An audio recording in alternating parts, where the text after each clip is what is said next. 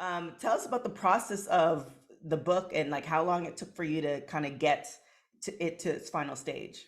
So I had started a book probably I think it was 2017, and then I put it on the back burner, and then I was like, oh, I don't like this idea anymore. I revamped it. So for like 2 or 3 years, I would just keep being like, I'm revamping it. And like you just said, being in the pandemic, it was like you have nothing but time right now. Mm-hmm. So that is what really pushed me. It was like, okay, take this time to really figure out what it is that you want to do with your life, what it is that you want to do with your career, how you want to move forward. And that's what I decided to do. And I realized like everyone, whether they wanted to admit it or not, our mental health had been affected by the pandemic in some type of way. Yeah.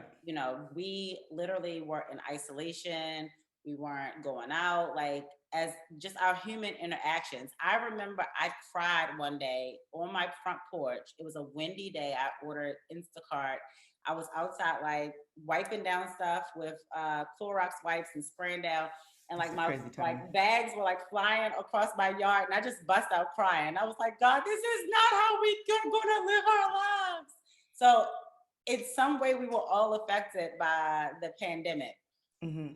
And I think a lot of people are not really aware of when things are affecting your mental health, or we're too ashamed to talk about it.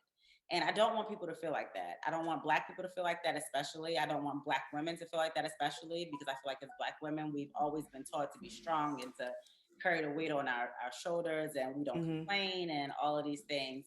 So that was one of the most pivotal parts that I wanted to get across. It's like being a Black woman, we are able to show our emotions without it being, us being weak. We're not weak Mm-hmm. people because we say, hey, I need help in this aspect. Hey, I didn't do what I needed to do for myself in this aspect. And a lot of the book is about that for me. I became a mom and a wife very, very young. I Mm-hmm. gave up a lot of my dreams for my husband. And I looked back at myself and I lost myself. I didn't recognize who I was, for so many years. And now that I'm at the point where I'm finally getting back to myself, I love that. And I just wish that I would have had someone come to me 4 or 5 years ago, like, you need to get out of the slump. And the only person that can get you out of the slump is you. Mm-hmm. You can go to every doctor that you want to, you can talk to whoever you want to, but until you make that conscious decision that you need to get out of it, you will be stuck here. And I was stuck for so long. Now I'm at the point where I still have bad days, of course. I still have times when I doubt myself. But when I recognize that I'm doing that, I'm able to say, okay, you are able to feel your emotions. You are able to feel how you feel.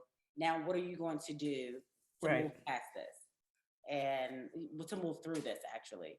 And, that has helped me a lot, is just being upfront and straightforward with myself and stop waiting around for. I feel like so often we're waiting for somebody to come save us.